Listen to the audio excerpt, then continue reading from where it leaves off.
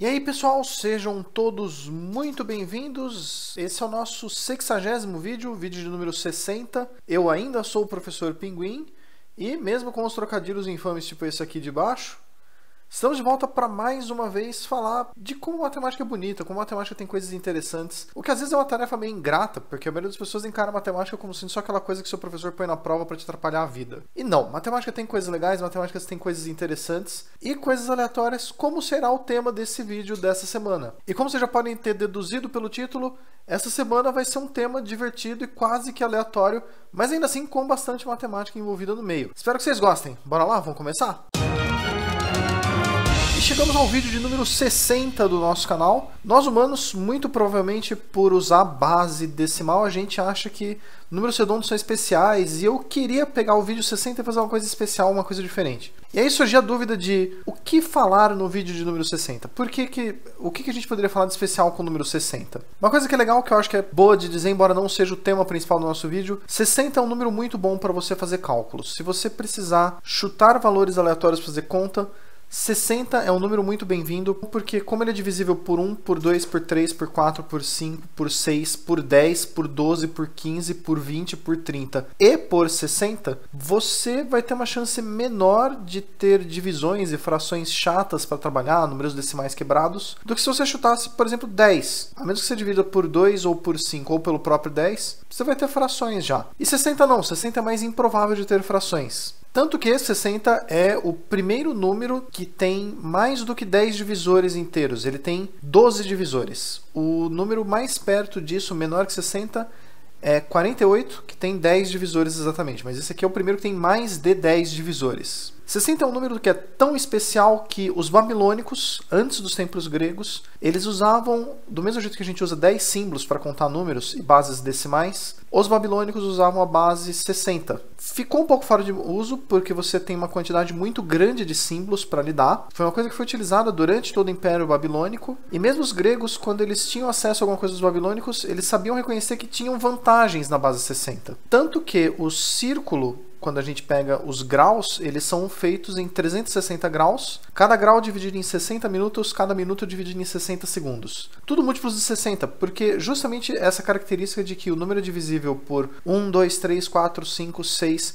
sem deixar nenhum resto, faz com que a gente possa fazer divisões práticas em relação a ângulos, geometria e trigonometria. Teve uma tentativa de usar uma unidade chamada grados, que se divide o círculo em 400 grados. Caiu em desuso, ninguém usa porque não é prático. A base 60 acaba sendo muito melhor para trabalhar com círculos e ângulos. E indo para uma outra coisa aleatória, o número 60 lembra os anos 60 e foi uma década com grandes contribuições para a música e para a cultura. E outra coisa que aparece muito no número 60 são os relógios, os minutos e os segundos. E é nessa linha que vai ser o nosso vídeo número 60. A minha intenção para esse vídeo é fazer um vídeo leve onde eu vou falar sobre um relógio bem específico que tem uma história bem aleatória e um monte de referências de matemática legais. Era uma vez, no mês de agosto de 2020, que o professor Pinguim, no caso eu, estava procurando uma casa para morar, estava querendo se mudar, e aí visitei várias casas, visitei vários apartamentos, e entre o vídeo número 23 e o vídeo número 24, eu achei um lugar e eu mudei de cenário, tanto que existe uma referência no vídeo número 24, logo na abertura, que fala, olha, fundo branco diferente. Visitei vários lugares pela cidade, e um dos lugares que eu visitei, assim que eu abri a porta para entrar no apartamento e conhecer ele, a primeira coisa que eu vi foi este relógio aqui, bem específico. Bati o olho nesse relógio, vi que tinha um monte de referências de matemática que eram legais. Obviamente não foi a razão de eu ter escolhido o apartamento que eu moro agora, mas ele influenciou e eu estou morando no apartamento que tem esse relógio. Não só graças a ele, mas também graças a ele. E este é um relógio cheio de referências de matemática. É uma das coisas mais brilhantes que eu já vi. Embora ele seja bem simples, dá pra ver que é um relógio cru, que foram pintadas as referências. Não sei se pelo antigo morador da casa, eu não tenho certeza do que acontece com a história desse relógio na era pré-pinguim dele, mas existem alguns fatos bem legais sobre esse relógio. Por exemplo, ele ainda está no mesmo lugar. Se você abrir a porta da minha casa, você olhar para frente, você vê esse relógio pendurado na parede. Eu até hoje não sei se ele funciona. Eu nunca coloquei as pilhas nele, porque ele tem cara de ser aquele que faz barulho e vai ficar fazendo barulho a noite inteira. Mas ele tá intocado desde que eu moro aqui, e é um mistério se eu colocar pilha nele, se ele vai funcionar ou não. Algumas das referências que estavam nesse relógio, eu precisei estudar. Ele não foi óbvio nem para mim, formado em matemática, todas as referências, o que constava cada uma delas. E como o relógio estava na casa quando eu me mudei, quando eu for embora daqui, já que a casa é alugada, eu vou ter que devolver ele. Então, tecnicamente, esse relógio nem sequer é meu. Ele está alugado para mim enquanto eu morar aqui. E agora vamos falar sobre cada um dos dígitos do relógio, o que eles significam, o que é cada referência matemática que está inclusa dentro dele. Primeira coisa, 0 fatorial vale 1. Isso ainda não foi falado no nosso canal, mas tem uma explicação simples e rápida que dá para explicar. Mas tem uma explicação simples e rápida que a gente pode fazer agora. N fatorial, em termos práticos, ele significa de quantas maneiras você consegue organizar N objetos diferentes embaralhando eles. Se você tem 0 objetos, e você vai colocar esses 0 objetos em uma estante, existe um jeito de organizar isso que é deixando a estante vazia. Mas ainda assim existe um jeito. A estante vazia é uma forma de fazer isso. Então, por esta razão, 0 fatorial é definido como 1. Existe uma outra definição usando integrais e função gama, mas a princípio essa é a explicação de nível de ensino médio, que é a mais fácil, mais direta de entender. É por isso que o primeiro dígito do relógio é definido como 0 fatorial. O segundo dígito do relógio ele é 2 ao quadrado menos 2. Isso é uma conta fácil de fazer. 2 ao quadrado é 4. 4 menos 2 é 2. E eu acredito que quando esse relógio foi criado, quando pensaram nessa referência, eu imagino que a ideia era representar o valor 2 usando apenas o dígito 2. Definitivamente existem formas mais eficientes de escrever o número 2 usando só o dígito 2. Ah, olha só, é o Luke. E aí, Luke? Então você está me dizendo que você sabe qual é a forma mais eficiente de escrever 2 usando apenas o dígito 2? Muito bem, Luke. Qual é a forma mais eficiente de escrever 2 usando apenas o dígito 2? 2. Eu realmente não sabia o que esperar. Muito bom, Luke.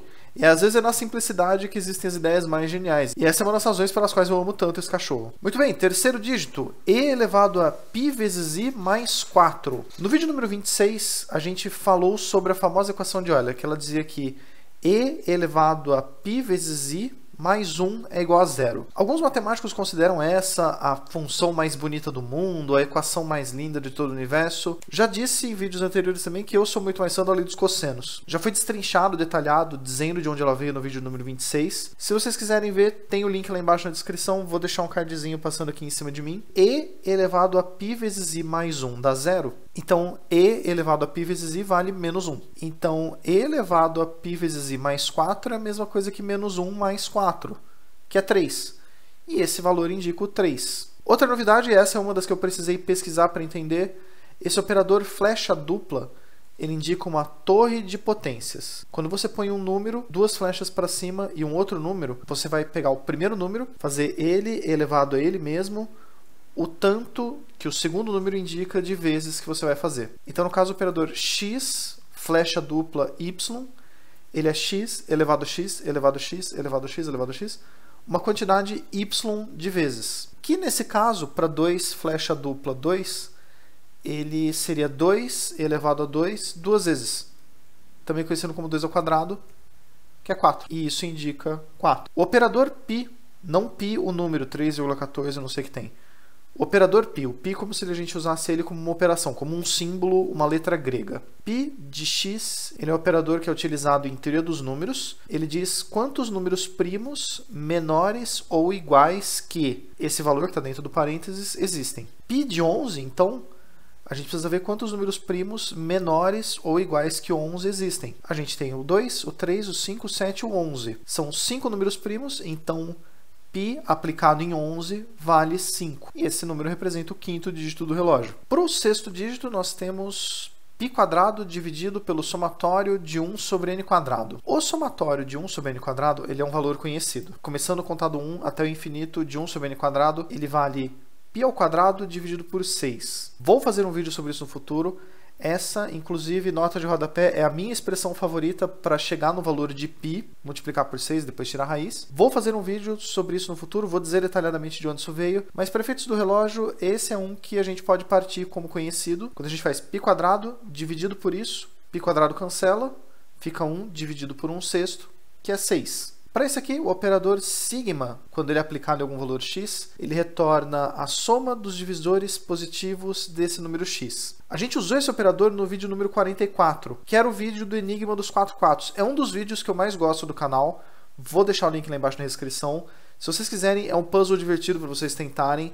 Está aqui em cima de mim passando o card agora. E ele é utilizado para resolver o problema dos 4 quatros. Esse operador sigma, ele retorna a soma de todos os divisores naturais do número que está lá dentro do parênteses. 4, ele é divisível por 1, por 2 e por 4. Então, sigma aplicado em 4 vai ser a soma desses três valores, que é 7. e é por isso que esse número representa 7 no nosso relógio. F6, esse foi um dos que deu trabalho para eu perceber o que era quando eu fui pesquisar. F6, ele indica o sexto termo na sequência de Fibonacci. Nós já falamos também sobre a sequência de Fibonacci, isso foi falado no vídeo 30, que era o segundo vídeo onde a gente falava sobre a razão áurea. A sequência de Fibonacci tem muita relação com a razão áurea. Se vocês quiserem, de novo, mais um link lá embaixo na descrição, mais um card passando em cima de mim agora. E a sequência de Fibonacci é uma sequência onde os dois primeiros termos valem 1, e a partir daí cada termo é a soma dos dois anteriores. Então os primeiros termos da sequência são 1, 1, o próximo termo é a soma dos dois anteriores, 2, o próximo termo é a soma dos dois anteriores, 1 mais 2 dá 3, o próximo é a soma dos dois anteriores, 2 e 3 são 5, o próximo também é a soma dos dois anteriores, 3 e 5 é 8, o próximo é a soma dos anteriores, 8 e 5, 13, o próximo também é a soma dos anteriores, 13 e 8, 21, e assim por diante. F6 indica o sexto termo dessa sequência, que se a gente for contar 1, 2, 3, 4, 5, 6, o sexto termo é esse aqui. Então F6 é 8. E esse número representa 8 nesse relógio. 3 elevado a 2 elevado a 1 é um cálculo simples. 3 elevado a 2 elevado a 1. Quando a gente faz potências empilhadas, a gente resolve sempre de cima para baixo. Então a gente tem 2 elevado a primeira é 2, 3 ao quadrado é 9. Um detalhe legal sobre esse aqui é que se a gente tivesse feito ele em outra ordem, fazendo errado, primeiro 3 ao quadrado, o resultado elevado a 1, daria na mesma. Não é sempre que isso funciona, talvez seja por causa da simetria que esse relógio foi construído dessa forma. Eu não sei porque eu não construí o relógio, eu não era a pessoa que estava pensando nele quando ele foi criado. Para a 10ª posição nós temos esse valor, 1010, parênteses 2. Esse parênteses 2 indica que a gente está usando a base binária, e a gente já falou sobre bases no nosso vídeo número 27. 1010 na base binária, ele é a mesma coisa que, pegando do final para o começo, 0 elevado, pegando do final para o começo, 0 vezes 2 elevado a 0, 1 vezes 2 a primeira, 0 vezes 2 ao quadrado, 1 vezes 2 ao cubo. Que fazendo as contas, 2 ao cubo é 8, 2 elevado a primeira é 2, os outros estão multiplicando por 0 e quando a gente soma dá 10. Achei bem legal essa escolha porque 1010 na base 2 vira 10. Não existe nenhum outro número que se a gente pegar 100 na base 2 não vai dar 100. E não vai ter essa simetria em mais nenhum outro número entre as potências de 10 que você tipo, corta ele no meio e ele vira a base decimal. Esse é o único caso que isso acontece. Achei isso bem legal, achei uma ótima referência para o relógio. Na 11ª posição nós temos o operador P, que ele indica quantas partições são feitas num conjunto. Esse deu trabalho porque eu não tinha percebido o que a letra da pessoa que pintou esse relógio quis dizer. Porque eu achei que era um Rho, eu não achei nada sobre nenhum operador Rho. Depois eu fui ver que esse operador P ele é escrito como um P cursivo. E acredito que esse negócio de parecer um Rho seja esse P cursivo. Ele indica quantas partições nós fazemos de um conjunto de X elementos. Se você tem um conjunto com X elementos, de quantos jeitos diferentes você divide as quantidades deles, sem se estressar com quais são os elementos, só as quantidades que você divide, em subconjuntos de maneiras distintas. Para um conjunto de 6 elementos vão existir 11 partições, a gente pode contá-las todas na mão, ou a gente divide em 6 grupos de 1, ou 4 grupos de 1, 1 de 2, 2 grupos de 1, 2 grupos de 2, 3 grupos de 2, 3 grupos de 1, 1 de 3, 1 grupo de 1, 1 de 2, 1 de 3, 2 grupos de 3, 2 grupos de 1, 1 de 4, 1 grupo de 2, 1 de 4, 1 de 1, 1 de 5, ou o próprio conjunto total com 6. Contando tudo isso, a gente vai ter 11 formas de fazer isso, e eu vou fazer um vídeo específico sobre partições no futuro, inclusive porque, já dando um leve spoiler, foi Ramanujan, o meu matemático favorito da era moderna, que deduziu a fórmula de como calcular o número total de partições. Foi uma das primeiras publicações dele, reconhecidas internacionalmente. Ainda vou fazer um vídeo sobre partições, mais trabalho para o Pinguim no futuro. E finalmente, na 12ª posição, aqui a gente tem uma coisa que é conhecida como função zeta de Riemann. Essa eu tenho que admitir que eu até conheci a função zeta de Riemann, mas eu não reconheci a letra zeta escrita. Então a gente tem, nesse caso, no relógio indicado menos zeta em menos 1 elevado a menos 1. Acho muito legal essa simetria, porque a função zeta de Riemann no menos 1, ela vale menos 1 dozeavos. E então, menos zeta de Riemann em menos 1 elevado a menos 1 é menos 1 dozeavos elevado a menos 1. Elevar a menos 1 é a mesma coisa que inverter as posições da fração, então fica menos 12, que é 12. A função zeta de Riemann é uma coisa que é interessante, ela é um processo que é meio pesado de se calcular na mão. Não vou falar dela detalhado agora, mas definitivamente, sim, vamos fazer um vídeo sobre isso no futuro. de novo dando mais trabalho pro Pinguim do Futuro para fazer vídeos sobre coisas que eu falo e prometo pro futuro e vou cumprindo. Mantendo aquela boa e velha tradição do nosso canal de que todo vídeo que eu faço eu dou mais trabalho pro Pinguim do Futuro, mas eu vou eventualmente cumprindo.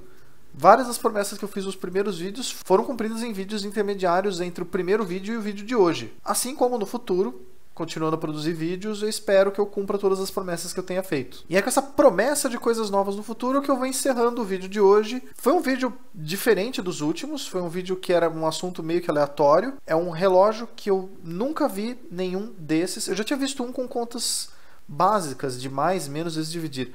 Não vi um que tinha tanta matemática avançada antes. Eu não sei qual é a história desse relógio, eu não sei quem era a última pessoa a morar aqui. Simplesmente ele estava na minha parede. E quando eu sair desse apartamento, deixar ele para a próxima pessoa, ele vai continuar na parede. Eu espero que o próximo morador aprecie. Eu espero que vocês que estejam vendo esse vídeo tenham gostado disso.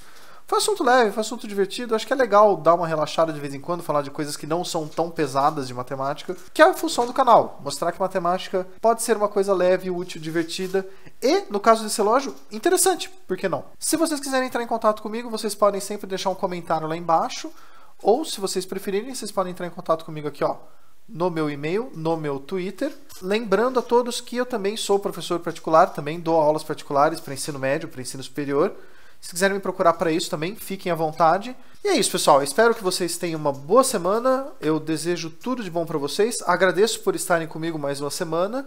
E vejo vocês no futuro com mais algum tema interessante de matemática. Obrigado, pessoal, e até lá!